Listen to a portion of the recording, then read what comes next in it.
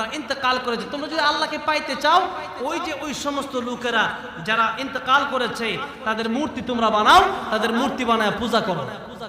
সেখান থেকে মূর্তির একটা সিস্টেম শুরু হলো। তখন তারা আল্লাহকে পাওয়ার জন্য মূর্তির কাছে গিয়ে মাথা নত করলো, মূর্তিকে পূজা করা শুরু করলো। এই যে মূর্তিকে পূজা করা শুরু করলো, এইরকম ভাবে পরবর্তীতে যারা আসলে এখন সবাই মূর্তিকে খোদাই বানায় ফেলছে। নাউজুবিল্লাহ বলেন।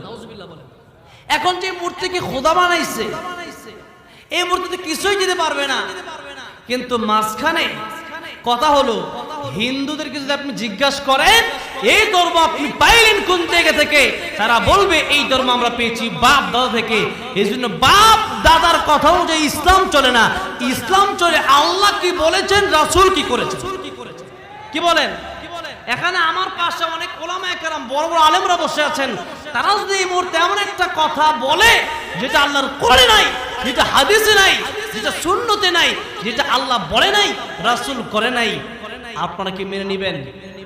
আচ্ছা, আমি যদি এই মুহূর্তে এখানে যদি ওয়াজ করি, ও যুবক ভাইয়েরা, আজকে থেকে আপনারা জুয়া খেলা শুরু করে দেন, আজকে থেকে আপনারা সুদ ঘুষ শুরু করে দেন, এটা আগে হারাম ছিল এখন হালাল। এতক্ষণ সবাই খুব খুশি হয়েছিল, কিন্তু এখন জুতার বাড়ি আসবে আমার মুখে, ঠিক কিনা বলেন? এখন জুতার বাড়ি আসবে। এই যে আমরা বসে থেকে কথা বলি, এই সব মানুষগুলো এখানে বসে আছে, বলেন তো আমাকে ভালোবেসে না কোরআনকে ভালোবেসে? বলেন কাকে ভালোবেসে? আল্লাহর কোরআনকে ভালোবেসে, ঠিক কিনা বলেন? আল্লামা সাইদি সাহেব বলেছেন, আপনারা তো এখানে সাইদি সাহেবের অনেক ভক্ত আছেন, আমি নিজেও একজন আল্লামা সাইদির ভক্ত। আল্লামা সাইদি রাহিমাহুল্লাহ, আল্লাহ তাআলা জান্নাতের উচ্চ মাকাম দান করেন, বলেন আমিন। ওনার ওয়াজ শুনে আমি বক্তা হয়েছি, আল্লামা সাইদির ওয়াজ শুনে। কার ওয়াজ শুনে? আল্লামা সাইদি রাহমাতুল্লাহ আলাইহির ওয়াজ শুনে আমি বক্তা হয়েছি, আমি ওয়াজ শিখেছি ওনার ওয়াজ শুনে। কথাটা বুঝতে পেরেছেন? উনি যেই কথা বলতেন, কোন কথা বলতেছিলাম মনে আছে আপনাদের? হ্যাঁ, উনি বলতেন যে কথাটা, উনি বলতেন যে আমার বিরুদ্ধে তোমরা কথা বলে আমাকে জনগণ থেকে বিচ্ছিন্ন করতে পারবে না, কারণ এই জনগণ আমার জন্য আসে না, জনগণ আসে আল্লাহর কোরআনের জন্য। এখানেও আমরা এসেছি, আমার জন্য কেউ আসে নাই, সবাই এসেছে আল্লাহর কোরআনের জন্য, ঠিক কিনা বলে? বলতেছিলাম আমার বন্ধুগণ, গভীর মনোযোগ, আমার যুবক ভাইরা, নবীজি বলেছেন ইগতানিম খামসান ক্বাবলা খামসিন শাবাবাকা ক্বাবলা হারামিক। 5 সময় আসার আগে 5টা সময়কে মূল্য দিন। 1 নম্বরে শাবাবাকা ক্বাবলা হারামিক, যুবক থাকা অবস্থায় বৃদ্ধ হয়ে যাওয়ার আগে আল্লাহর ইবাদতে আপনার জীবনকে কাটিয়ে দেন। 2 নম্বরে সিহহাতাকা ক্বাবলা সাকমিক, আপনার অসুস্থ হওয়ার আগে আপনি আপনার সুস্থতার জীবনকে মূল্য দিন। আল্লাহর নবী বলেন গিনাকা ক্বাবলা ফাকরিক, ধনী তুমি এই মুহূর্তে ধনী আছো, সম্পদ শেষ হয়ে যাওয়ার আগে নদীর এপার ঘরে ওপার ভাঙে, এই তো নদীর খেলা। সকাল বেলার ধনী রে তুই ফকির সন্ধ্যা বেলা। টাকা পয়সা মানুষের এক সময় থাকে, আবার গরিব হতেও মানুষের সময় লাগে না। ধনী হওয়া, টাকা পয়সা হওয়া দুনিয়ার মানুষ চাইলেই হতে পারে না। অনেক মানুষের দেখবেন নিজের নামটা পর্যন্ত লিখতে পারে না, কিন্তু ধন সম্পদের অভাব নাই, আছে না নাই? ধন সম্পদের অভাব নাই, নিজের নাম লিখতে পারে না। আরেকজন দেখবেন ধন সম্পদ নাই, কিন্তু শিক্ষিত, তার সার্টিফিকেটের অভাব নাই। ঢাকা একদিন এক রিক্সাওয়ালার রিক্সায় উঠলাম, রিক্সাওয়ালার কথা শুনে আমার কাছে বড় ভালো লাগলো। আমি বললাম এত সুন্দর কথা, আপনাকে দেখে তো কোনো রিক্সাওয়ালা মনে হয় না। রিক্সাওয়ালা ডাক দিয়ে বলল, হুজুর পড়াশোনা কম করি নাই, কিন্তু চাকরি খুঁজে পাই নাই। এই দেশে যেই পরিমাণ ঘুষ, শিক্ষিত লোকেরা চাকরি পায় না, মূর্খ লোকেরা এখন চাকরির জায়গায় জায়গায় বসে আছে, ঠিক কিনা বলেন? আমাদের দেশে যদি শান্তি আনতে হয়, এই সমস্ত ঘুষ দিয়ে যদি চাকরিতে নেওয়া হয়, যে লোক নিজের নামটা ভালো করে লিখতে পারে না, সেই লোক আবার আরেকজনের সুন্দর সিস্টেম দেখবে কিভাবে, সেই লোক আরেকজনের উন্নতি করবে কিভাবে? এই জন্যে ঘুষ আমাদের যতদিন থাকবে, যতদিন মানুষের পরিবর্তন হওয়া সম্ভব হবে না। ঠিক কিনা বলেন? ঘুষ বন্ধ করতে হবে। এই ঘুষের সাথে জড়িত আজকে ক্ষমতাসীনদের অনেকে ঘুষের সাথে জড়িত। ঘুষ ছাড়া চাকরি পাওয়া যায় না। যে ব্যক্তি 50 লাখ টাকা ঘুষ দিয়ে চাকরি নিয়েছে, বলেন তো সেই ব্যক্তি আবার ঘুষ খাবে কি খাবে না? নিজের জমি বিক্রি করে, নিজের বাড়ি বিক্রি করে, নিজের গাড়ি বিক্রি করে চাকরিটা লোকটা নিল। এখন এই লোকের এই টাকা ওঠাতে আবার ঘুষ খাওয়ার প্রয়োজন। একজন পুলিশ, কথার কথা আমি বলছি, সব পুলিশ তো এক সমান হয় না। একজন পুলিশ মনে করেন 50 লাখ টাকা দিয়ে একটা চাকরি নিল, পুলিশের চাকরি।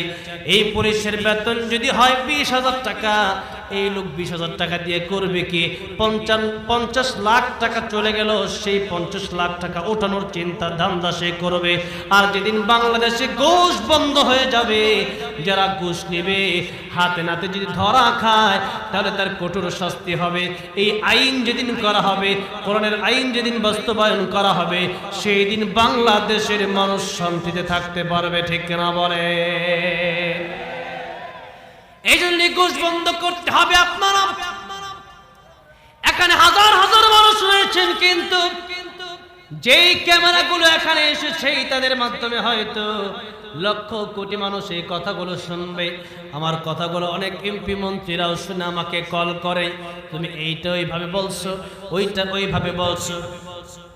আমি বলি, আপনি বললেই কি? আমার কোরআনের কথা বলতেই হবে। আপনি করেন আপনার কাজ, আমি করি আমার কাজ।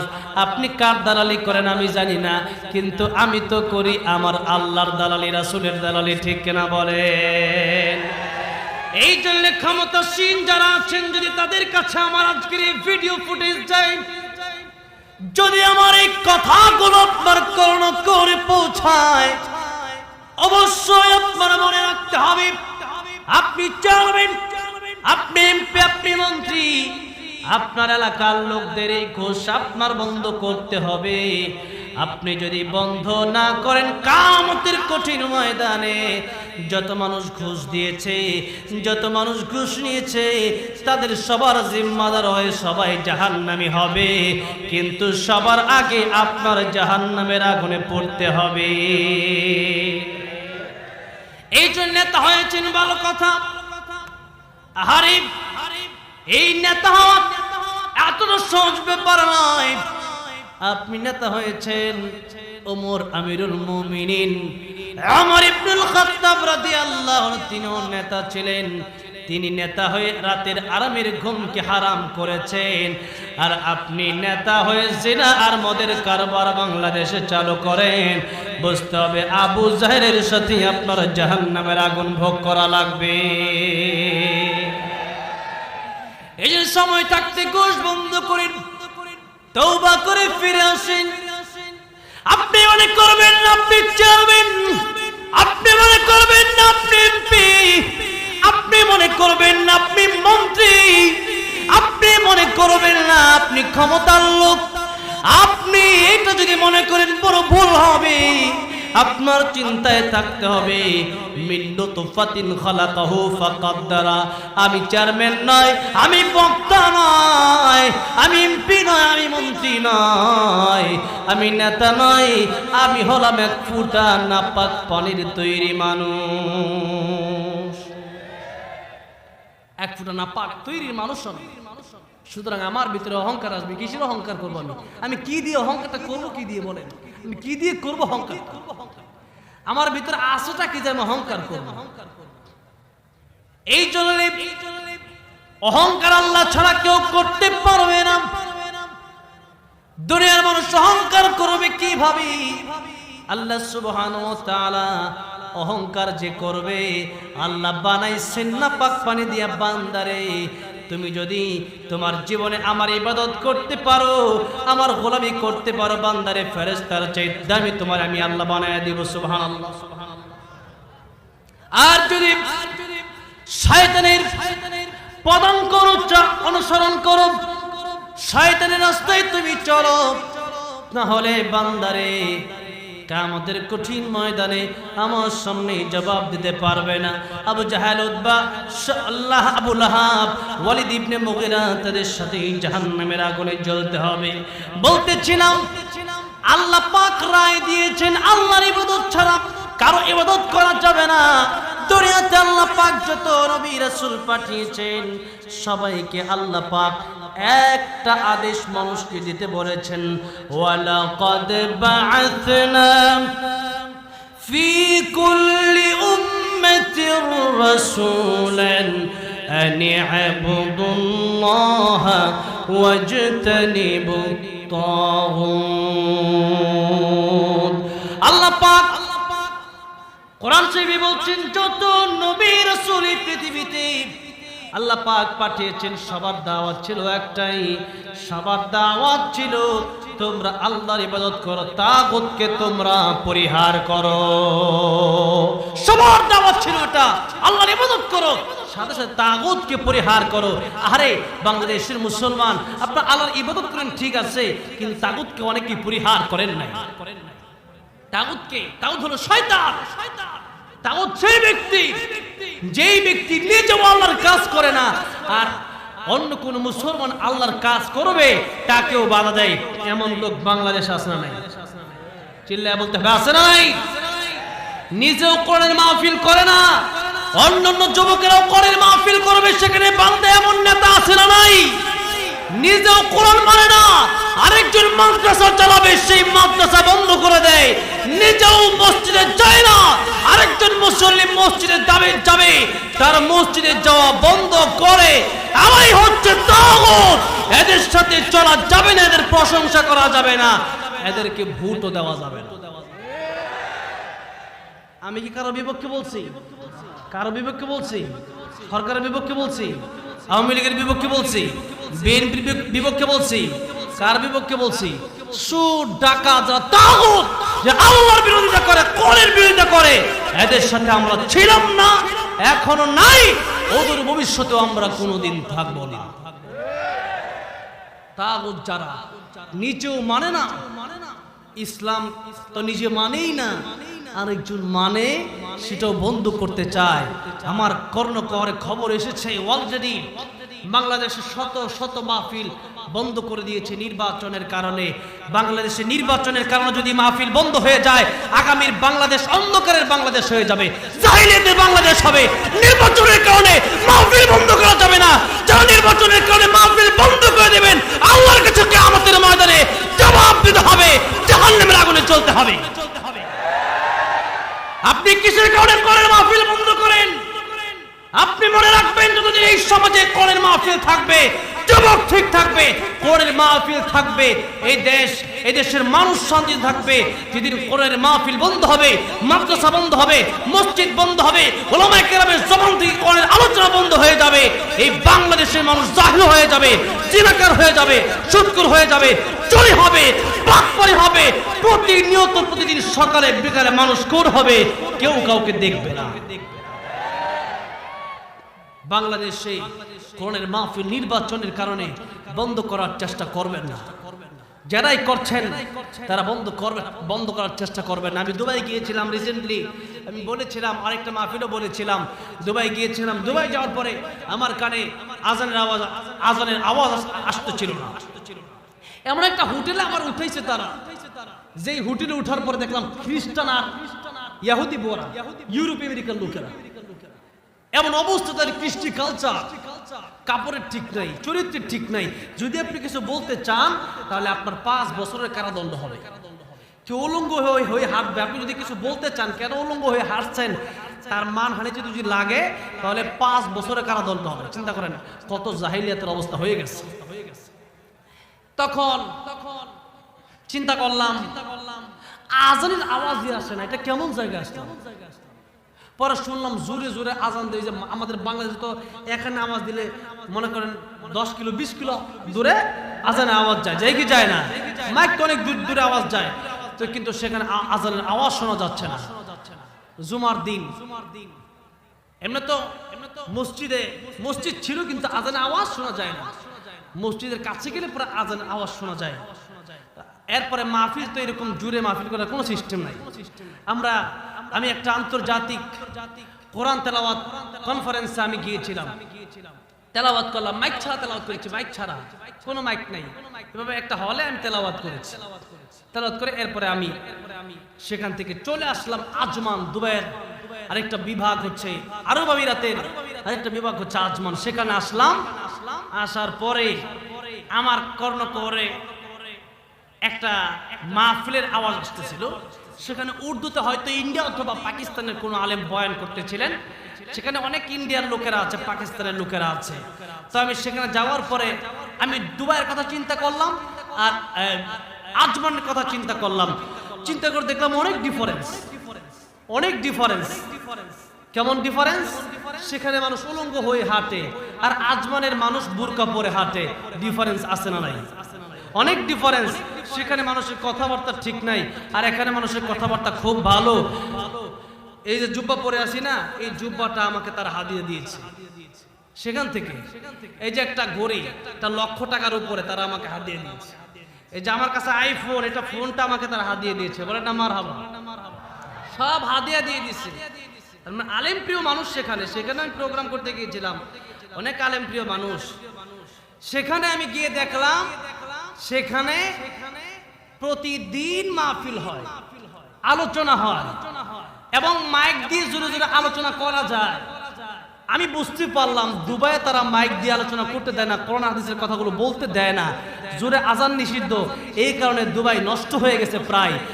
আর আজমানে কোরআনের মাহফিল হয়, কোরআনের আলোচনা হয়, এই জন্য আজমানের মানুষগুলো ভালো।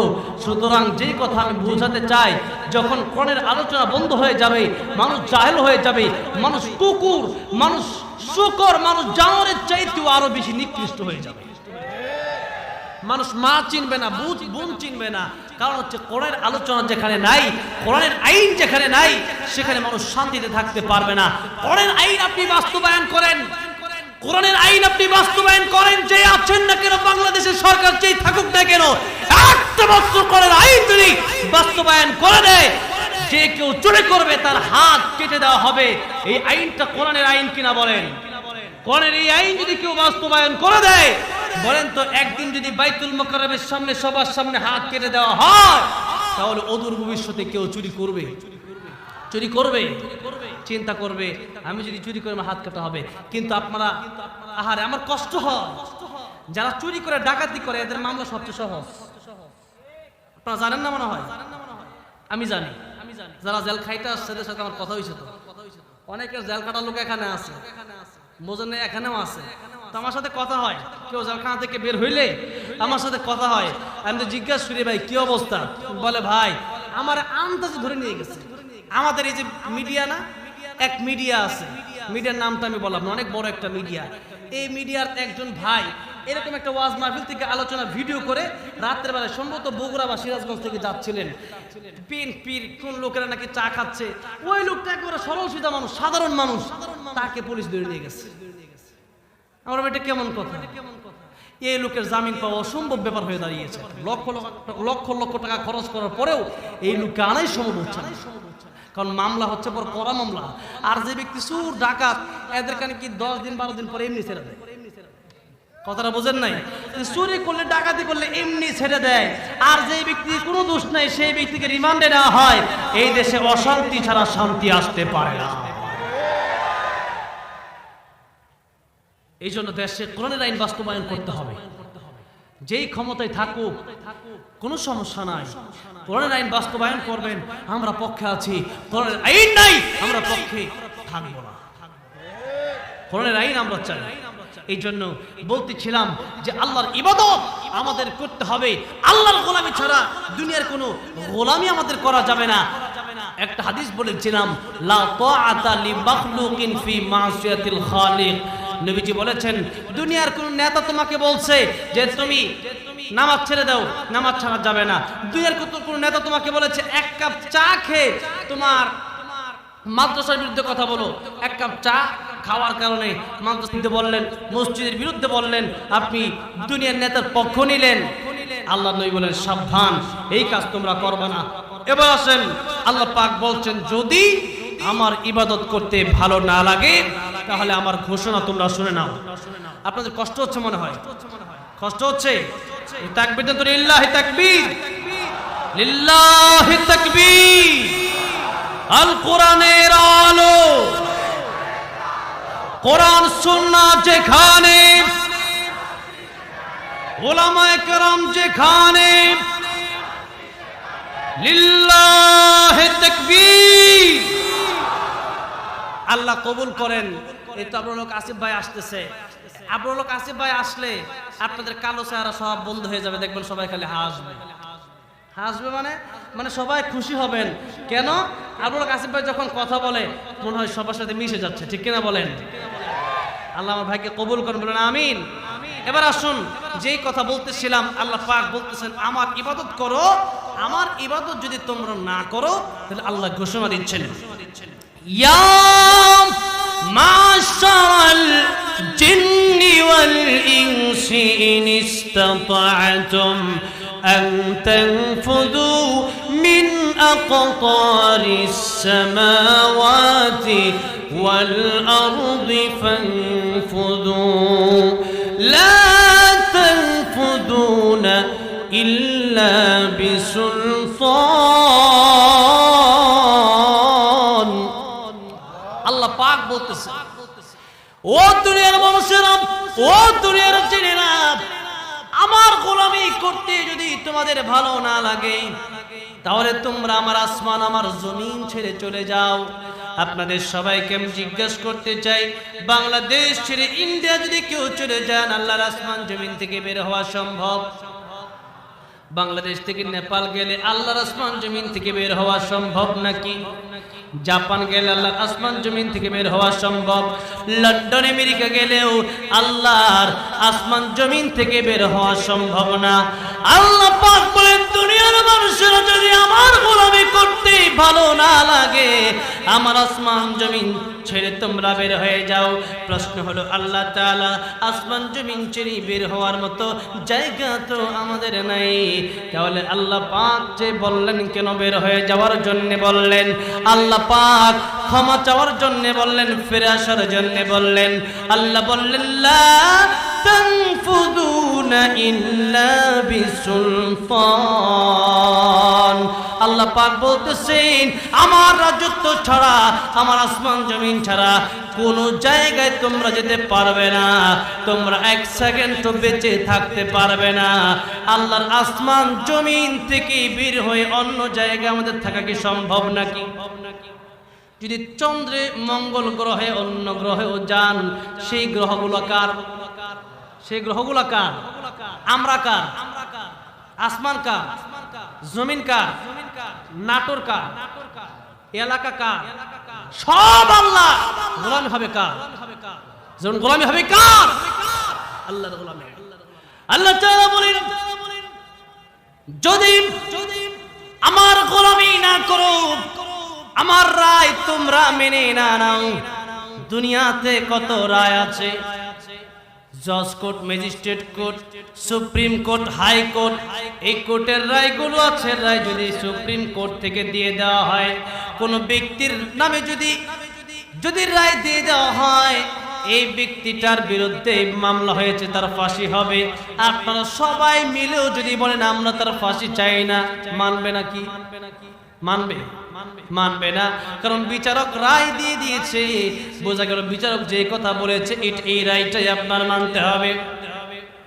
এবার সুপ্রিম কোর্টের বিচারক যদি এই রায় দিয়ে দেয় দুনিয়া থেকে, এই রায় যদি হয় যে কোনো দেশ থেকে আপনি সরকার বিরোধী কথা বলেছেন, এই জন্য আপনার জেল হতে পারে, আপনার যাবজ্জীবন কারাদণ্ড হতে পারে, আপনার ফাঁসি হতে পারে, অথবা আপনি রাষ্ট্রদ্রোহী হওয়ার কারণে দেশ থেকে আপনাকে বিতাড়িত করা হবে। এরকম কোন সিদ্ধান্ত যদি বিচারক দেয়, অবশ্যই বিচারকের সিদ্ধান্ত অনুযায়ী পুলিশ কাজ করবে, বাংলাদেশের আইনের লোকেরা কাজ করবে। এখন আমি আপনাদেরকে জিজ্ঞাসা করতে চাই, সুপ্রিম কোর্টের যেই বিচারক করেছে ওই বিচারকের চাইতে আমার আল্লাহর বিচারটা কি ছোটখাটো নাকি? আমার আল্লাহর রায়টা কি সুপ্রিম কোর্টের বিচারকের রায় থেকে আরো ছোটখাটো রায় নাকি? আল্লাহর রায়, সেই রায়কে আপনি মানেন না, প্রাধান্য দেন না। দুনিয়ার সমস্ত রায়গুলো আপনি মেনে নিচ্ছেন, কিন্তু আল্লাহর রায় আপনি মেনে নেন না। এই জন্য আল্লাহ তাআলা বলেন, আমার রায় যদি তোমরা না মানো, হয়তো তোমরা দেশ থেকে, তোমরা আমার আসমান জমিন ছেড়ে বের হয়ে যাও। আরে আমার বন্ধুগণ, গভীর মনোযোগ, আমার যুবক ভাইরা, নবীজি বলেছেন, ইগতানিম খামসান ক্বাবলা খামসিন শাবাবাকা ক্বাবলা হারামিক।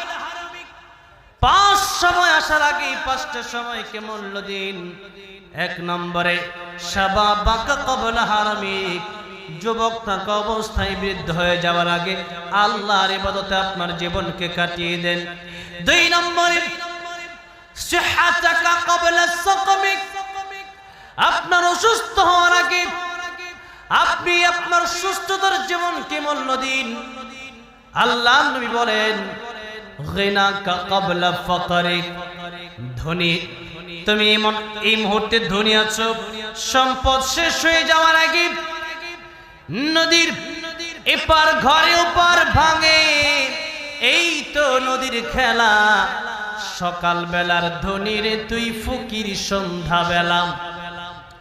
টাকা পয়সা মানুষের এক সময় থাকে, আবার গরিব হতেও মানুষের সময় লাগে না। ধনী হওয়া, টাকা পয়সা হওয়া দুনিয়ার মানুষ চাইলেই হতে পারে না। অনেক মানুষের দেখবেন নিজের নামটা পর্যন্ত লিখতে পারে না, কিন্তু ধন সম্পদের অভাব নাই, আছে না নাই? ধন সম্পদের অভাব নাই, নিজের নাম লিখতে পারে না। আরেকজন দেখবেন ধন সম্পদ নাই, কিন্তু শিক্ষিত, তার সার্টিফিকেটের অভাব নাই। ঢাকা একদিন এক রিক্সাওয়ালার রিক্সায় উঠলাম। রিক্সাওয়ালার কথা শুনে আমার কাছে বড় ভালো লাগলো। আমি বললাম, এত সুন্দর কথা, আপনাকে দেখে তো কোনো রিক্সাওয়ালা মনে হয় না। রিক্সাওয়ালা ডাক দিয়ে বলল, হুজুর, পড়াশোনা কম করি নাই, কিন্তু চাকরি খুঁজে পাই নাই।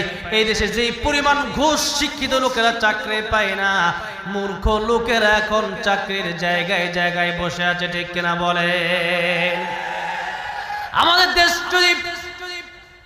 আমাদের দেশে যদি শান্তি আনতে হয়, এই সমস্ত ঘুষ দিয়ে যদি চাকরিতে নেওয়া হয়, যে লোক নিজের নামটা ভালো করে লিখতে পারে না, সেই লোক আবার আরেকজনের সুন্দর সিস্টেম দেখবে কিভাবে?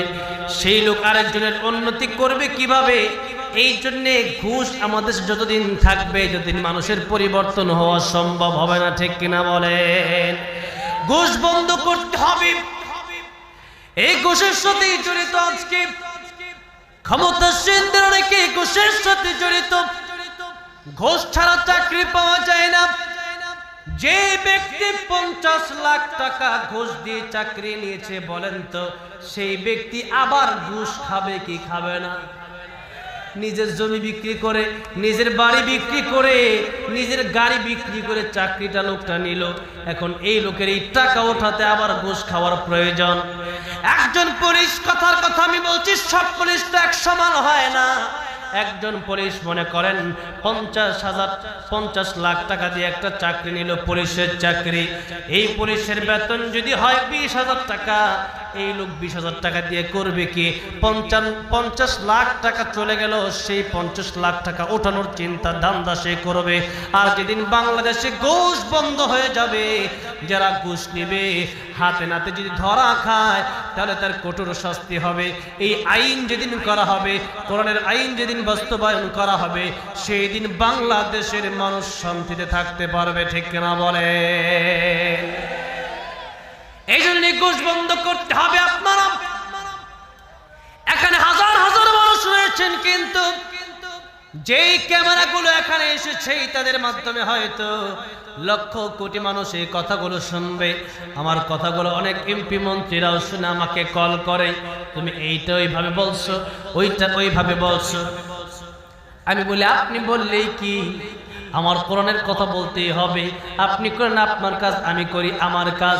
আপনি কার দালালি করেন আমি জানি না, কিন্তু আমি তো করি আমার আল্লাহর দালালি, রাসূলের দালালি। ঠিক কিনা বলেন?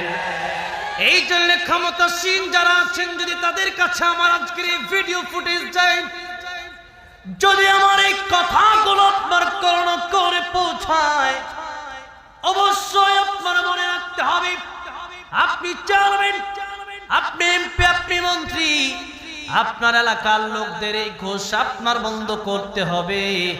আপনি যদি বন্ধ না করেন, কিয়ামতের কঠিন ময়দানে যত মানুষ ঘুষ দিয়েছে, যত মানুষ ঘুষ নিয়েছে, তাদের সবার জিম্মাদার হয়ে সবাই জাহান্নামী হবে। কিন্তু সবার আগে আপনার জাহান্নামের আগুনে পড়তে হবে। এই জন্য নেতা হয়েছেন, ভালো কথা। আরে এই নেতা হওয়া এতটা সহজ ব্যাপার নয়। আপনি নেতা হয়েছেন, ওমর আমিরুল মুমিনিন ওমর ইবনুল খাত্তাব রাদিয়াল্লাহু আনহু, তিনিও নেতা ছিলেন। তিনি নেতা হয়ে রাতের আরামের ঘুমকে হারাম করেছেন। আর আপনি নেতা হয়ে জিনা আর মদের কারবার বাংলাদেশে চালু করেন। বুঝতে হবে, আবু জাহেলের সাথে আপনার জাহান্নামের আগুন ভোগ করা লাগবে। এই যে সময় থাকতে ঘুষ বন্ধ করেন, তওবা করে ফিরে আসেন। আপনি মনে করবেন না আপনি চেয়ারম্যান, আপনি মনে করবেন না আপনি এমপি, আপনি মনে করবেন না আপনি মন্ত্রী, আপনি মনে করবেন না আপনি ক্ষমতার লোক। আপনি এটা যদি মনে করেন, বড় ভুল হবে। আপনার চিন্তায় থাকতে হবে, মিন নুতফাতিন খালাকাহু ফাকাদ্দারা। আমি চেয়ারম্যান নয়, আমি বক্তা নয়, আমি এমপি নয়, আমি মন্ত্রী নয়, আমি নেতা নয়, আমি হলাম এক ফুটা নাপাক পানির তৈরি মানুষ। এক ফুটা নাপাক তৈরির মানুষ আমি। সুতরাং আমার ভিতরে অহংকার আসবে। কিসের অহংকার করবো আমি? আমি কি দিয়ে অহংকারটা করবো? কি দিয়ে বলেন? আমি কি দিয়ে করবো অহংকার? আমার ভিতরে আছেটা কি যে আমি অহংকার করবো? এই জন্য অহংকার আল্লাহ ছাড়া কেউ করতে পারবে না। দুনিয়ার মানুষ অহংকার করবে কিভাবে? আল্লাহ সুবহানাহু ওয়া তাআলা অহংকার যে করবে, আল্লাহ বানাইছেন না পাক পানি দিয়া, বান্দারে তুমি যদি তোমার জীবনে আমার ইবাদত করতে পারো, আমার গোলামি করতে পারো, বান্দারে ফেরেশতার চাইতে দামি তোমার আমি আল্লাহ বানায়া দিব। সুবহানাল্লাহ, সুবহানাল্লাহ। আর যদি শয়তানের পদাঙ্ক অনুসরণ করো, শয়তানের রাস্তায় তুমি চলো, তাহলে বান্দারে কিয়ামতের কঠিন ময়দানে আমার সামনে জবাব দিতে পারবে না। আবু জাহেল, উতবা, আবু লাহাব, ওয়ালিদ ইবনে মুগীরা, তাদের সাথে জাহান্নামের আগুনে জ্বলতে হবে। বলতেছিলাম, আল্লাহ পাক রায় দিয়েছেন আল্লাহর ইবাদত ছাড়া কারো ইবাদত করা যাবে না। দুনিয়াতে আল্লাহ পাক যত নবী রাসূল পাঠিয়েছেন, সবাইকে আল্লাহ পাক একটা আদেশ মানুষকে দিতে বলেছেন, ওয়ালাকাদ বা'আসনা ফি কুল্লি উম্মাতির রাসূলান আন ই'বুদুল্লাহা ওয়াজতানিবুত তাগুত।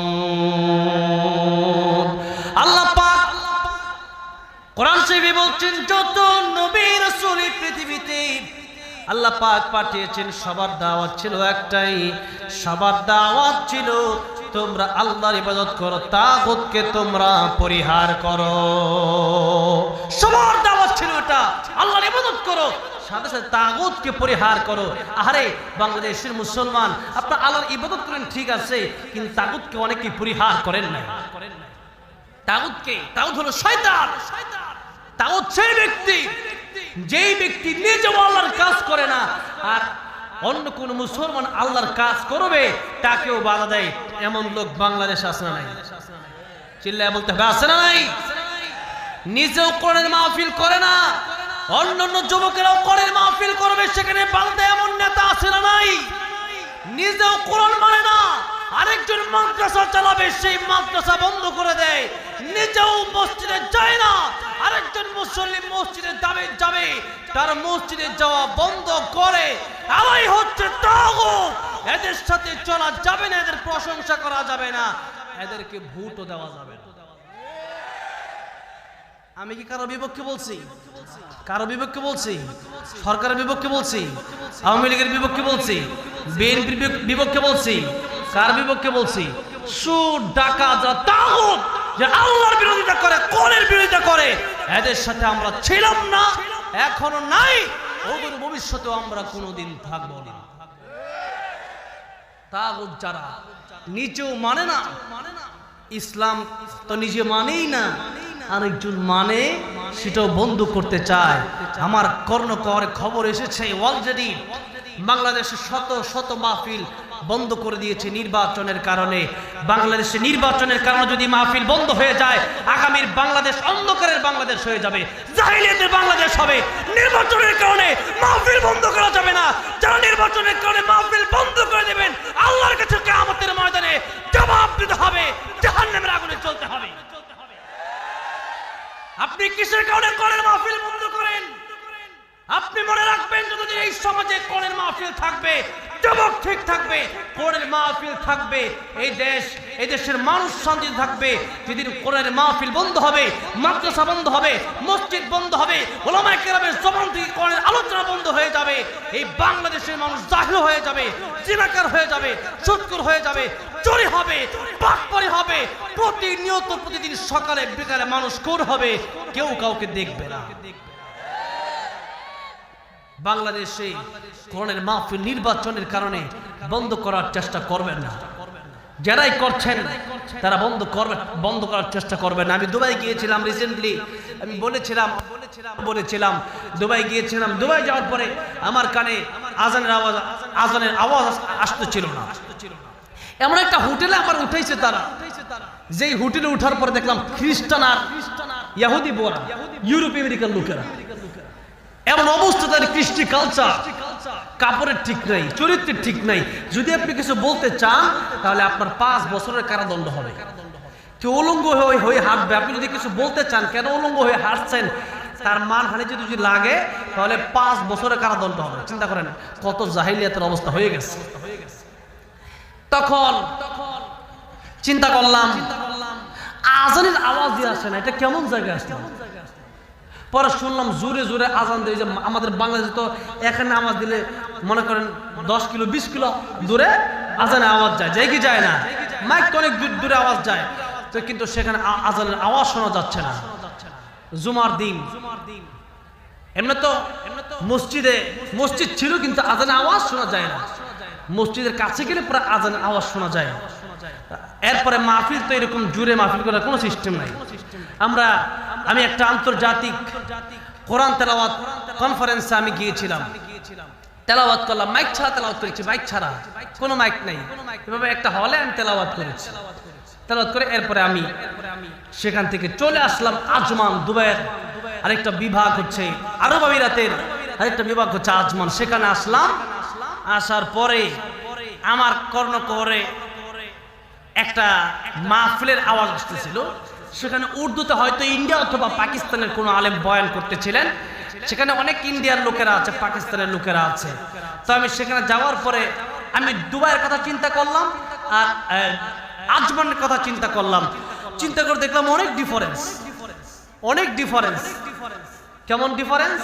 সেখানে মানুষ উলঙ্গ হয়ে হাঁটে, আর আজমানের মানুষ বুরকা পরে হাঁটে। ডিফারেন্স আছে না নাই? অনেক ডিফারেন্স। সেখানে মানুষের কথাবার্তা ঠিক নাই, আর এখানে মানুষের কথাবার্তা খুব ভালো। এই যে জুব্বা পরে আছি না, এই জুব্বাটা আমাকে তারা হাদিয়া দিয়েছে সেখান থেকে। এই যে একটা ঘড়ি, তা লক্ষ টাকার উপরে তারা আমাকে হাদিয়া দিয়েছে। এই যে আমার কাছে আইফোন, এটা ফোনটা আমাকে তারা হাদিয়া দিয়েছে। বলেন না মারহাবা? সব হাদিয়া দিয়ে দিচ্ছে। আলেম প্রিয় মানুষ সেখানে আমি প্রোগ্রাম করতে গিয়েছিলাম, অনেক আলেম প্রিয় মানুষ। সেখানে আমি গিয়ে দেখলাম সেখানে প্রতিদিন মাহফিল হয়, আলোচনা হয়, এবং মাইক দিয়ে জোরে জোরে আলোচনা করা যায়। আমি বুঝতে পারলাম দুবাইয়ে তারা মাইক দিয়ে আলোচনা করতে দেয় না, কোরআন হাদিসের কথাগুলো বলতে দেয় না, জোরে আজান নিষিদ্ধ, এই কারণে দুবাই নষ্ট হয়ে গেছে প্রায়। আর আজমানে কোরআনের মাহফিল হয়, কোরআনের আলোচনা হয়, এই জন্য আজমানের মানুষগুলো ভালো। সুতরাং যেই কথা আমি বোঝাতে চাই, যখন কোরআনের আলোচনা বন্ধ হয়ে যাবে, মানুষ জাহেল হয়ে যাবে, মানুষ কুকুর, মানুষ শূকর, মানুষ জানোয়ারের চাইতেও আরো বেশি নিকৃষ্ট হয়ে যাবে। মানুষ মা চিনবে না, বোন চিনবে না। কারণ হচ্ছে কোরআনের আলোচনা যেখানে নাই, কোরআনের আইন যেখানে নাই, সেখানে মানুষ শান্তিতে থাকতে পারবে না। কোরআনের আইন আপনি বাস্তবায়ন করেন, কোরআনের আইন আপনি বাস্তবায়ন করেন, যে আছেন না কেন বাংলাদেশের সরকার যেই থাকুক না কেন, একটা মাত্র কোরআনের আইন যদি বাস্তবায়ন করে দেয়, যে কেউ চুরি করবে তার হাত কেটে দেওয়া হবে। এই আইনটা কোরআনের আইন কিনা বলেন? কোরআনের এই আইন যদি কেউ বাস্তবায়ন করে দেয়, বলেন তো একদিন যদি বাইতুল মুকাররমের সামনে সবার সামনে হাত কেটে দেওয়া হয়, তাহলে অদূর ভবিষ্যতে কেউ চুরি করবে? চুরি করবে? চিন্তা করবে আমি যদি চুরি করে আমার হাত কাটা হবে। কিন্তু আপনারা, আহারে আমার কষ্ট হয়, যারা চুরি করে ডাকাতি করে এদের মামলা সবচেয়ে সহজ। আপনারা জানেন না মনে হয়? আমি জানি। যারা জেল খাইতে আসছে তাদের সাথে আমার কথা হয়েছে, তো অনেকের জেল খাটার লোক এখানে আছে, মোজনে এখানেও আছে, তো আমার সাথে কথা হয়। কেউ জেলখানা থেকে বের হইলে আমার সাথে কথা হয়, আমি তো জিজ্ঞাসা করি ভাই কি অবস্থা, বলে ভাই আমার আন্দাজে ধরে নিয়ে গেছে। আমাদের এই যে মিডিয়া না, এক মিডিয়া আছে, মিডিয়ার নামটা আমি বললাম না, অনেক বড় একটা মিডিয়া। এই মিডিয়ার একজন ভাই এরকম একটা ওয়াজ মাহফিল থেকে আলোচনা ভিডিও করে রাতের বেলায় সম্ভবত বগুড়া বা সিরাজগঞ্জ থেকে যাচ্ছিলেন, বিএনপির কোন লোকেরা নাকি চা খাচ্ছে, ওই লোকটা একেবারে সরল সিধা মানুষ, সাধারণ মানুষ, তাকে পুলিশ ধরে নিয়ে গেছে। আমার এটা কেমন কথা? এই লোকের জামিন পাওয়া অসম্ভব ব্যাপার হয়ে দাঁড়িয়েছে। লক্ষ লক্ষ লক্ষ টাকা খরচ করার পরেও এই লোককে আনাই সম্ভব হচ্ছে না, কারণ মামলা হচ্ছে বড় কড়া মামলা। আর যে ব্যক্তি চোর ডাকাত, এদের কানে কি 10 দিন 12 দিন পরে এমনি ছেড়ে দেয়? কথাটা বোঝেন নাই? চুরি করলে ডাকাতি করলে এমনি ছেড়ে দেয়। আর যে ব্যক্তির কোনো দোষ নাই সেই ব্যক্তিকে রিমান্ডে নেওয়া হয়। এই দেশে অশান্তি ছাড়া শান্তি আসতে পারে না। এই জন্য দেশে কোরআনের আইন বাস্তবায়ন করতে হবে। যেই ক্ষমতায় থাকুক কোনো সমস্যা নাই, কোরআনের আইন বাস্তবায়ন করবেন, আমরা পক্ষে আছি। কোরআনের আইন নাই, আমরা পক্ষে থাকবো না। কোরআনের আইন আমরা চাই। এই জন্য বলতেছিলাম যে আল্লাহর ইবাদত আমাদের করতে হবে, আল্লাহর গোলামি ছাড়া দুনিয়ার কোনো গোলামি আমাদের করা যাবে না। একটা হাদিস বলেছিলাম, লা তাআতা লিমাখলুকিন ফি মাসিয়াতিল খালিক। নবীজি বলেছেন, দুনিয়ার কোন নেতা তোমাকে বলছে যে তুমি নামাজ ছেড়ে দাও, নামাজ ছাড়া যাবে না। দুনিয়ার কোন নেতা তোমাকে বলেছে এক কাপ চা খেয়ে তোমার মাদ্রাসার বিরুদ্ধে কথা বলো, এক কাপ চা খাওয়ার কারণে মাদ্রাসার বিরুদ্ধে বললেন, মাহফিলের বিরুদ্ধে বললেন, মসজিদের বিরুদ্ধে বললেন, আপনি দুনিয়ার নেতার পক্ষ নিলেন। আল্লাহ নবী বলেন সাবধান, এই কাজ তোমরা করবে না। এবার আসেন, আল্লাহ পাক বলছেন যদি আমার ইবাদত করতে ভালো না লাগে তাহলে আমার ঘোষণা তোমরা শুনে নাও। আপনাদের কষ্ট হচ্ছে মনে হয়? কষ্ট হচ্ছে? তাকবীর তো লিল্লাহি তাকবীর, লিল্লাহি তাকবীর। আল কোরআনের আলো, কোরআন সুন্নাহ যেখানে, উলামায়ে কেরাম যেখানে, লিল্লাহি তাকবীর। আল্লাহ কবুল করেন। এই তো আপনার লোক আসিফ ভাই আসতেছে, আপনার লোক আসিফ ভাই আসলে আপনাদের কালো চেহারা সব বন্ধ হয়ে যাবে, দেখবেন সবাই খালি হাসবে। হাসবে মানে সবাই খুশি হবেন। কেন? আপনার আসিফ ভাই যখন কথা বলে মনে হয় সবার সাথে মিশে যাচ্ছে, ঠিক কিনা বলেন? আল্লাহ আমার ভাইকে কবুল করেন, বলেন আমিন। এবার আসুন, যেই কথা বলতেছিলাম, আল্লাহ পাক বলতেছেন আমার ইবাদত করো। আমার ইবাদত যদি তোমরা না করো তাহলে আল্লাহ ঘোষণা দিচ্ছেন, ইয়া মাশারাল জিন্নি ওয়াল ইনসি ইন ইসতাতা'তুম আন তানফুযু মিন আকতারিস সামাওয়াতি ওয়াল আরদি ফানফুযু লা তানফুযুনা ইল্লা বিসুলতান। আল্লাহ পাক বলতেছে, ও দুনিয়ার মানুষেরা, ও দুনিয়ার জিনেরা, আমার তোমাদের ভালো না লাগে তাহলে তোমরা আমার আসমান আমার জমিন ছেড়ে চলে যাও। আপনাদের সবাইকে আমি জিজ্ঞাসা করতে চাই, বাংলাদেশ ছেড়ে ইন্ডিয়া যদি কেউ চলে যান, আল্লাহর আসমান জমিন থেকে বের হওয়া সম্ভব? বাংলাদেশ থেকে নেপাল গেলে আল্লাহর আসমান জমিন থেকে বের হওয়া সম্ভব নাকি? জাপান গেলে আল্লাহর আসমান জমিন থেকে বের হওয়া সম্ভব? লন্ডন আমেরিকা গেলেও আল্লাহর আসমান জমিন থেকে বের হওয়া সম্ভব না। আল্লাহ পাক বলেন, দুনিয়ার মানুষেরা যদি আমার গোলামি করতে ভালো না লাগে, আমার আসমান জমিন ছেড়ে তোমরা বের হয়ে যাও। প্রশ্ন হলো, আল্লাহ তাআলা আসমান জমিন ছেড়ে বের হওয়ার মতো জায়গা তো আমাদের নাই, তাহলে আল্লাহ পাক যে বললেন কেন বের হয়ে যাওয়ার জন্য বললেন? আল্লাহ পাক ক্ষমা চাওয়ার জন্য বললেন, ফিরে আসার জন্য বললেন? আল্লাহ বললেন, লা তানফুদুনা ইল্লা বিসুলতান। আল্লাহ পাক বলতেছেন, আমার রাজত্ব ছাড়া, আমার আসমান জমিন ছাড়া কোন জায়গায় তোমরা যেতে পারবে না, তোমরা এক সেকেন্ড তো বেঁচে থাকতে পারবে না। আল্লাহর আসমান জমিন থেকে বের হয়ে অন্য জায়গায় আমাদের থাকা কি সম্ভব নাকি? যদি চন্দ্রে, মঙ্গল গ্রহে, অন্য গ্রহেও যান, সেই গ্রহগুলো কার? সেই গ্রহগুলো কার? আমরা কার? আসমান কার? জমিন কার? নাটোর কার? এলাকা কার? সব আল্লাহ। গোলামি হবে কার? যখন গোলামি হবে কার? আল্লাহর গোলামি।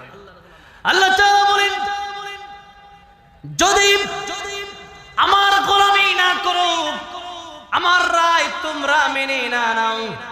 দুনিয়াতে কত রায় আছে, জজ court, magistrate court, supreme court, high court, এই কোর্টের রায়গুলো আছে। রায় যদি সুপ্রিম কোর্ট থেকে দিয়ে দেওয়া হয়, কোন ব্যক্তির নামে যদি রায় দিয়ে দেওয়া হয়, এই ব্যক্তিটার বিরুদ্ধে মামলা হয়েছে, তার ফাঁসি হবে, আপনারা সবাই মিলেও যদি বলেন আমরা তার ফাঁসি চাই না, মানবে নাকি?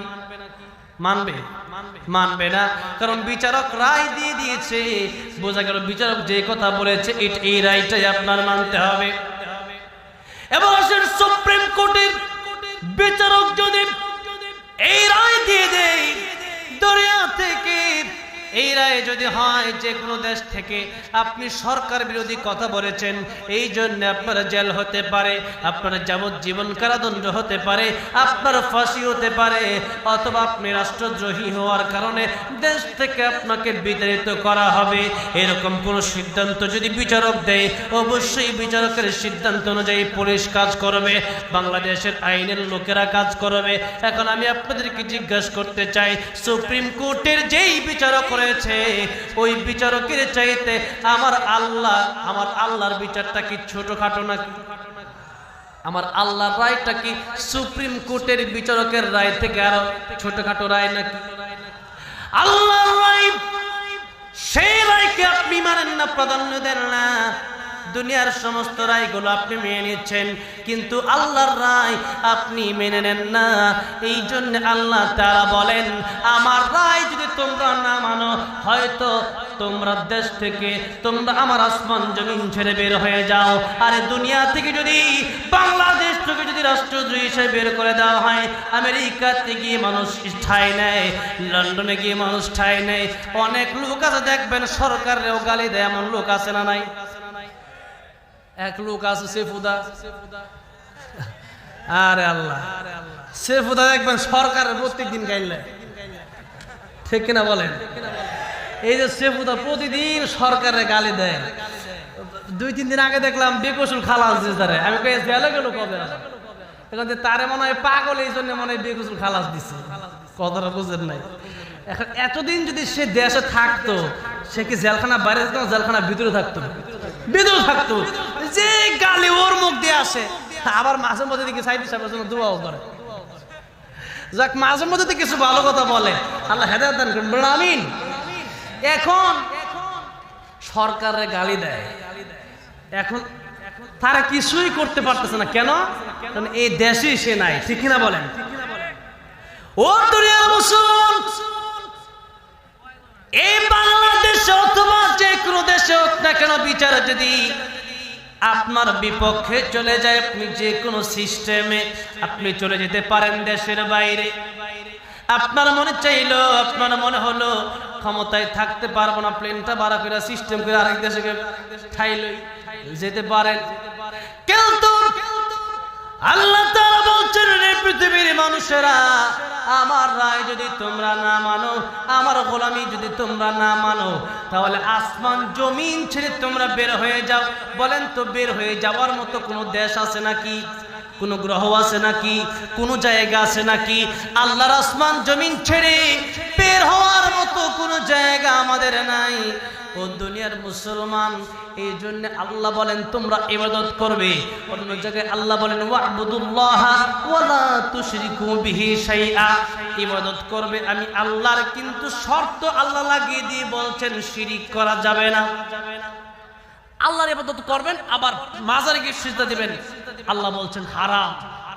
কিন্তু আমাদের দেশে যে কি হলো, বর্তমানে মাজারের অভাব নাই। মাজারে গিয়ে কবরের কাছে অনেক মহিলা চায় কি চায় না? চায়। আহারে, এই দেশের মানুষ মনে করে শাহপরান রহমতুল্লাহ আলাইহি, তারা মনে হয় আল্লাহর ওলি, তাদের কাছে চাইবো। আরে তাদের মালিক যিনি, তার কাছে চাইতে হবে, মৃত ব্যক্তির কাছে চেয়ে কোনো লাভ নাই। ঠিক কিনা বলেন?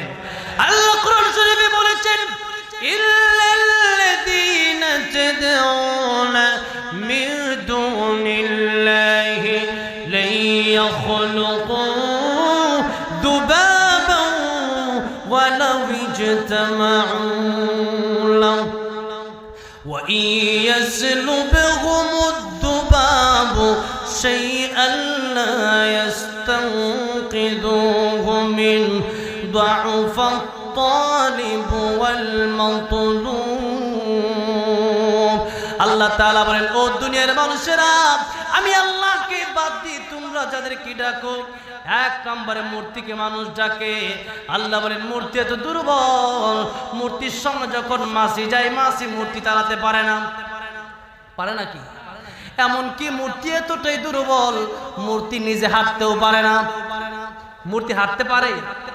মূর্তি হাঁটতে পারে না, মূর্তি চলতে পারে না। আল্লাহ বলেন তারা তো তোমাদের মতোই গোলাম। ইন্নাল্লাযীনা তাদউনা মিন দুনিল্লাহি ইবাদুন আমসালুকুম, তোমরা যেমন আমার গোলাম, এর মতো আমি আল্লাহর গোলাম। সব আমি আল্লাহর গোলাম, আমি আল্লাহর গোলাম তো তারাও। সুতরাং এক ভিক্ষুক আরেক ভিক্ষুকের কাছে কি চাইবে? ঠিক কিনা বলেন? এক ভিক্ষুক আরেক ভিক্ষুকের কাছে গেছে ভিক্ষা করতে। বলেন এটা কেমন? এটা কি মূর্খ না? মূর্খ, জাহেল। কেন জাহেল? এক ভিক্ষুক সে নিজে সারাদিন 5 টাকা 10 টাকা রোজগার করে, এই ভিক্ষুক আরেকজনের কাছে কি চাইবে? আল্লাহ বলেন বান্দারে, তুমি তো আমার এক গোলাম, তুমি আরেক মূর্তির কাছে কি চাইবে? আল্লাহ বলেন দুআফাত তালিব, তালিব যে চায় সেও দুর্বল, আর মাতলুব যার কাছে চায় এও দুর্বল। এমন কি বান্দারে, মূর্তিটা তোমার চাইতেও আরো বেশি দুর্বল। তুমি তো হাঁটতে পারো, ঘুরতে পারো, আর তাকে গাড়ি দিয়ে নিয়ে যাওয়া লাগে, হাঁটতে পারে না। ঠিক কিনা বলেন? কথা বলতে পারে না, দুধ কলা নিয়ে রাখে, এরপরে মাসে এসে বন বন বন বন বন বন করে। এরপরে বলে তুমি কেমন খোদা, পারলে আমি দুধ কলা সব খাইতেছি, পারলে ফিরাও। মূর্তি একটা মাসে কেউ ফিরাইতে পারে না। আল্লাহ নবীর জামানায় এক কাফের যাচ্ছে মূর্তি এখানে গাড়ি নিয়ে বিক্রি করতে যায়, অথবা কাউকে মূর্তি গিফট করতে যাচ্ছে। মূর্তি বুঝেন তো, খোদারে মানুষ আবার গিফট করে। খোদারে কি গিফট করা যায়?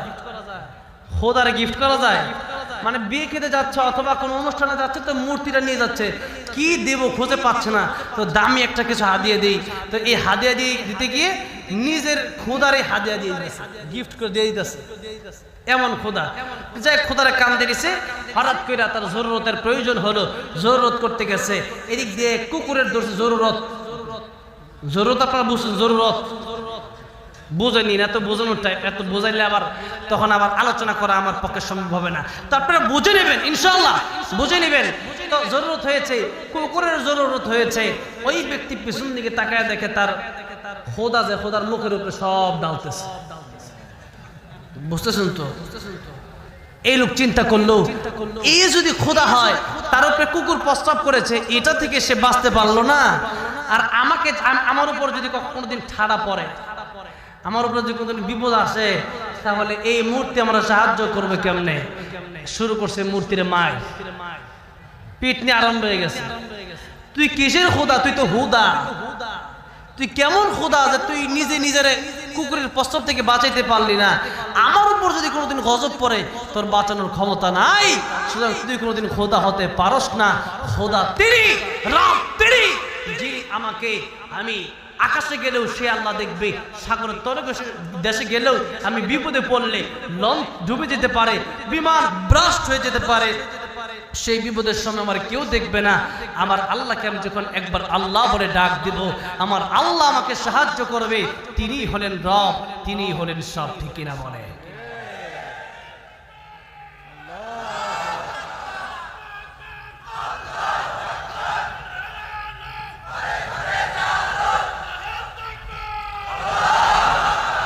আমার ভাইরা, অনেক কথাই তো বলতে হবে।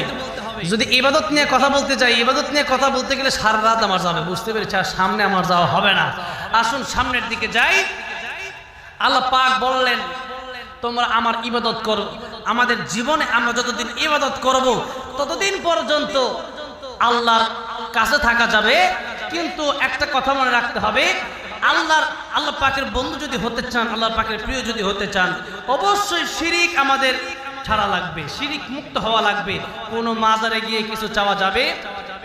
মাজারে গিয়ে চাওয়া যাবে? আইনউদ্দিন আজাদ রাহমাতুল্লাহ আলাইহি বলছিলেন, পীরগিরি আর মাজার পূজা চলছে দেশটা জুড়িয়া, শিরকে আর ভণ্ডামিতে দেশটা গেছে ভরিয়া, গাজার কলকে টান মারিয়া, গাজার কলকে টান মারিয়া দেখায় খাজার শান। ওরা শিক্ষিত শয়তান, ওরা শিক্ষিত শয়তান, ওরা শিক্ষিত শয়তান, ওরা শিক্ষিত শয়তান। থেকে না, ওরা হলো জাতির লাগি মহামারীর মতো, ফাইলে কলম ঠেকাইয়া চালায় ওরা নির্যাতন। ওরা হলো জাতির লাগি মহামারীর মতন, ফাইলে কলম ঠেকাইয়া চালায় ওরা নির্যাতন। ঘোষের টাকায় ওদের বড়ি, ঘোষের টাকায় ওদের বড়ি করে যে টান টান। ওরা শিক্ষিত শয়তান, ওরা শিক্ষিত শয়তান। দুর্নীতির একরাই বসে জাহির করে জ্ঞান, দুর্নীতির একরাই বসে জাহির করে জ্ঞান। কলম দিয়া কামায় টাকা, আবার ধরে সাধুর ভান। ওরা শিক্ষিত শয়তান, ওরা শিক্ষিত শয়তান। কথা ঠিক না বে ঠিক? এই জন্য পীরগিরি আর মাজার পূজা আমাদের দেশে এখন অভাব নাই। পীরের এমন অবস্থা, পীরের সুন্নতের কোনো খবর নাই, দাড়ি নাই, এত বড় বড় চুল রাখছে, সুন্নতের কোনো খবর নাই। কিন্তু সেই ব্যক্তিও এখন বাবা হয়ে গেছে। কয়েকদিন আগে দেখি এক লোক, তার কাপড়ই নাই, সে বলে বাবা। আমি সেই চাঁদপুর নোয়াখালী এলাকাতে যাচ্ছিলাম, সেখানে যাওয়ার সময় দেখি সব গামছা পিন্দা। আমি কিরে ভাই, তোর শরীর কি কাপড় নাই? কয়ে বাবারও কাপড় নাই। বাবা তো একবারেই কাপড় নাই, আমরা মোটামুটি রাখছি। নাউজুবিল্লাহ কোন?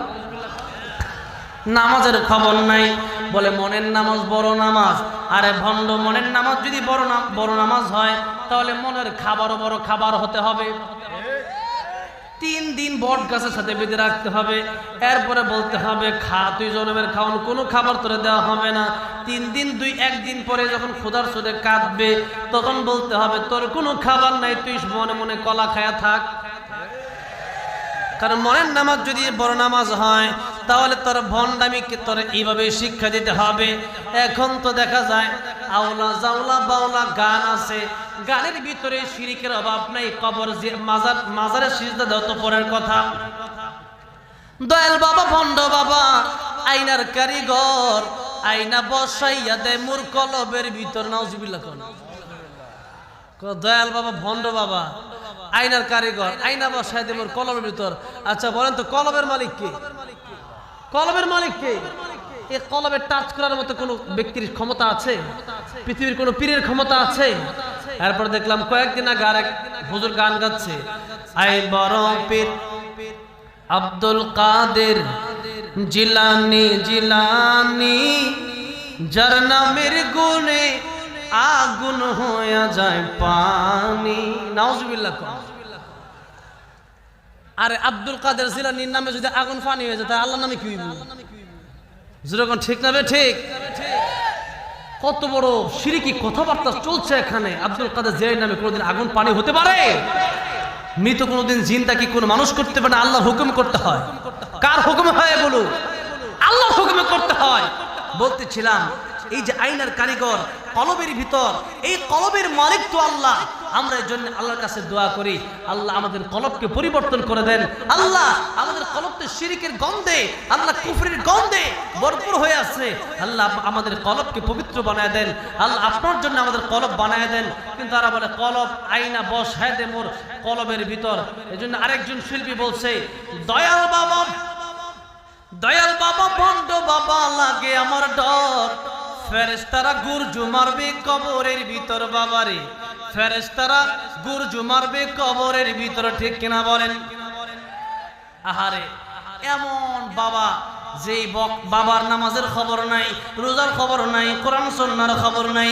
আমি আলোচনার শুরুতেই বলেছিলাম বাবা কি বলেছে, দাদা কি বলেছে, এটার নাম ইবাদত নয়। এবার আসুন, ইবাদত আমাদের করতে হবে শিরিক মুক্ত ইবাদত। কি মুক্ত ইবাদত?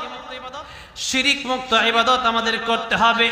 শিরিক মুক্ত ইবাদত যদি করি তাহলে জান্নাতে যাওয়া সম্ভব হবে। এবার আসুন, আমাদের এই জীবন যতদিন আছে, নবীজি বলেন দুনিয়া তোমাদের কর্মক্ষেত্র, দুনিয়া মাজরাতুল আখিরা। দুনিয়াতে তোমরা যা করবা কিয়ামতে তোমরা তা পাবা। কিন্তু একটা কথা শুনে রাখো, মানুষ যখন মরে যায়, ইযা মাতাল ইনসান, মানুষ যখন মরে যায় তখন মানুষের কাছ থেকে মানুষের আমলনামা উঠায় না, মানুষের আমলনামা আর কবুল হয় না, আর আমলনামা আমল সে করতে পারে না। কিন্তু বিশ্বনবী রাহমাতুল লিল আলামিন বলেন, ও দুনিয়ার মানুষেরা, তিনটা কাজ তোমাদের বাকি থাকবে। কয়টা? জোরে বলেন কয়টা? তিনটা কাজ তোমাদের বাকি থাকবে। এক নাম্বার কাজ তোমরা করবা সদকায়ে জারিয়া। কি করতে বলছে? সদকায়ে জারিয়া তোমরা যদি করতে পারো তাহলে এই সদকায়ে জারিয়া তোমাদের থাকবে। আর যদি তোমরা আরেকটা কাজ করতে পারো, সেটা হলো তোমরা যদি তোমাদের ইলমের মাধ্যমে যদি মানুষ ফায়দা হাসিল করে, এটাও তোমাদের কাজে লাগবে। আর যদি তা আরেকটা কাজ আছে, ওই কাজটাও তোমাদের করতে হবে। ওই কাজটা হলো আপনার জীবনে আপনি এমন কিছু কাজ করে যাবেন, এমন একটা সন্তান দেখে যাবেন, যেই সন্তানটা হাফেজ হয়ে পড়ে, যেই সন্তানটা আলেম হয়ে পড়ে, এই সন্তানটার উসিলায় আমার আল্লাহ রাব্বুল আলামিন আপনাকে প্রতিনিয়ত আপনার কবরে সওয়াব পৌঁছাইতেই থাকবে। মুসলিম শরীফের 4077 নম্বর হাদিস, হাদিসটা আবু হুরায়রা রাদিয়াল্লাহু আনহু বর্ণনা করেছেন। এতক্ষণ আমি কয়টা কাজের কথা বললাম? জোরে বলেন। তিনটা কাজ। আল্লাহর নবী বলেছেন, দুনিয়ার মানুষেরা তিনটা কাজ যদি তোমরা করতে পারো তোমরা ইন্তেকাল করবে, কিন্তু কিয়ামত পর্যন্ত তোমাদের সওয়াব জারি থাকবে। তোমাদের সওয়াব তোমাদের কবরে আসবে, তোমাদের নেকি তোমাদের কবরে আসবে। আর যদি তোমরা দুনিয়া থেকে চলে আসো এই তিন কাজ ব্যতীত, তাহলে তোমাদের আমলনামা আর আসবে না। আল্লাহর নবী বললেন, ও দুনিয়ার মানুষেরা, এটা বড় একটা ব্যাপার, সদকায়ে জারিয়া। প্রতিদিন কমপক্ষে হলো 5 টাকা হলেও সদকা করেন। সদকা করলে শুধু কিয়ামতের ময়দানে পাবেন, কবরে পাবেন, শুধু তাই না, সদকা যদি আপনি করেন তাহলে দুনিয়াতেও আপনার বিপদ আপদ বালা মুসিবত আল্লাহ দূর করে দিবেন।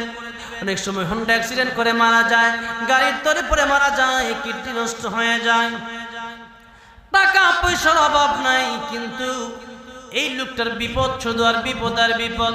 আপনি সদকা করেন, আশা করা যায় নবীজি বলেছেন এই সদকা করলে তোমার বিপদ থেকে তুমি উদ্ধার হতে পারবে, আল্লাহ উদ্ধার করবে। তাহলে নবীজি যেই কথা বললেন, তোমরা যদি মরে যাও তোমাদের সব ইবাদত কাটা হয়ে যাবে, সমস্ত মানুষের বন্ধ হয়ে যায়। কিন্তু 2-3 দিন আগে দেখলাম বেকসুর খালাস দিচ্ছে, আমি গেলে গেল কবে এখন তারে মনে হয় পাগল, এই জন্য মনে হয় বেকসুর খালাস দিচ্ছে, কথাটা বুঝেন নাই। এখন এতদিন যদি সে দেশে থাকতো, সে কি জেলখানা বাইরে থাকতো না জেলখানার ভিতরে থাকতো? ভিতরে থাকতো। যে গালি ওর মুখ দিয়ে আসে, আবার মাঝে মধ্যে দিকে সাইড সাহেবের জন্য দোয়াও করে, যাক মাঝে মধ্যে কিছু ভালো কথা বলে, আল্লাহ হেদায়েত দান করুন, বলুন আমিন। এখন সরকারের গালি দেয়, এখন তারা কিছুই করতে পারতেছে না। কেন? কারণ এই দেশে সে নাই, ঠিক কিনা বলেন? ও দুনিয়ার মুসলমান, এই বাংলাদেশে অথবা যে কোনো দেশে হোক না কেন, বিচার যদি আপনার বিপক্ষে চলে যায়, আপনি যে কোনো সিস্টেমে আপনি চলে যেতে পারেন দেশের বাইরে। আপনার মনে চাইলো, আপনার মনে হলো ক্ষমতায় থাকতে পারবো না, প্লেনটা ভাড়া করে সিস্টেম করে আরেক দেশে ঠাইলই যেতে পারেন। কিন্তু আল্লাহ তাআলা বলছেন, রে পৃথিবীর মানুষেরা, আমার রায় যদি তোমরা না মানো, আমার গোলামি যদি তোমরা না মানো, তাহলে আসমান জমিন ছেড়ে তোমরা বের হয়ে যাও। বলেন তো, বের হয়ে যাওয়ার মতো কোনো দেশ আছে নাকি? কোনো গ্রহ আছে নাকি? কোনো জায়গা আছে নাকি? আল্লাহর আসমান জমিন ছেড়ে বের হওয়ার মতো কোনো জায়গা আমাদের নাই। ও দুনিয়ার মুসলমান, এই জন্য আল্লাহ বলেন তোমরা ইবাদত করবে। অন্য জায়গায় আল্লাহ বলেন ওয়া'বুদুল্লাহা ওয়া লা তুশরিকু বিহি শাইআ, ইবাদত করবে আমি আল্লাহর, কিন্তু শর্ত আল্লাহ লাগিয়ে দিয়ে বলছেন শিরিক করা যাবে না। আল্লাহর ইবাদত করবেন, আবার মাজারে গিয়ে সিজদা দিবেন, আল্লাহ বলছেন হারাম। কিন্তু আমাদের দেশে যে কি হলো, বর্তমানে মাজারের অভাব নাই, মাজারে গিয়ে কবরের কাছে অনেক মহিলারা চাইতে চায় না, চায়। আহারে, এই দেশের মানুষ মনে করে আমল মানুষের বাকি থাকে। 1 নম্বর আমলের নাম, সবাই আওয়াজ দিয়ে বলেন, 1 নম্বর আমলের নাম কি? সদকায়ে জারিয়া। সদকায়ে জারিয়া যেরকম আছে, গুনায়ে জারিয়াও আছে। সদকায়ে জারিয়া মানে যেই সদকা আপনার জারি থাকবে, জারি থাকবে, জারি থাকবে, কিয়ামত পর্যন্ত এই সদকা জারি থাকবে। যেরকম আপনি যদি কোনো কল কারখানা করে দেন মানুষের জন্য, অথবা কোনো সাপ্লাই করে দিলেন, কোন রাস্তাঘাট করে দিলেন, ভোটের জন্য নয়, কিয়ামতের কঠিন ময়দানে আল্লাহর সাহায্য পাওয়ার জন্য, আরশে আজিমের নিচে ছায়া পাওয়ার জন্য, নবীজি বলেন এই আমল তোমার সদকায়ে জারিয়া হয়ে যাবে। কবরে যাবে, গুনাহ বন্ধ হবে, সব বন্ধ হবে, কিন্তু তোমার সব সময় কবরে সব পৌঁছতেই থাকবে। বান্দারে, যদি তুমি চাও তাহলে তুমি এই কাজগুলা করো। এখন সদকায়ে জারিয়া কি তাও তো আমাদের বুঝতে হবে।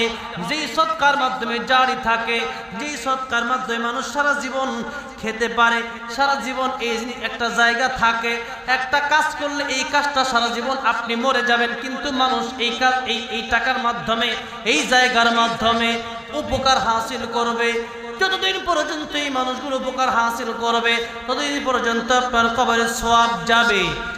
এর মধ্যে গুরুত্বপূর্ণ কথা হলো মাদ্রাসা আর মসজিদ। যদি আপনি টাকা পয়সা দেন, 1 লাখ দেন, 2 লাখ দেন, যতটা দিবেন, যতটুকু দিবেন, এই মাদ্রাসায় আপনি যদি টাকা পয়সা দেন, লাভটা কোন জায়গায়?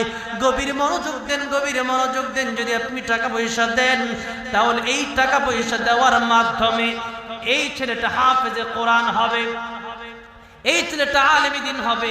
এই মাদ্রাসা জায়গা যা আপনি দিলেন, যতদিন পর্যন্ত মাদ্রাসায় কোরআন তেলাওয়াত চলবে, আপনি আজকে নয় কালকে আপনার ইন্তেকাল হয়ে যাবে, আপনার মৃত্যুবরণ করা লাগবে, কিন্তু যতদিন মাদ্রাসায় কোরআন তেলাওয়াত হবে, এর একটা ভাগ, অর্থাৎ কোরআন তেলাওয়াত করে সমস্ত হাফেজে কোরআন, সমস্ত কারি সাহেবরা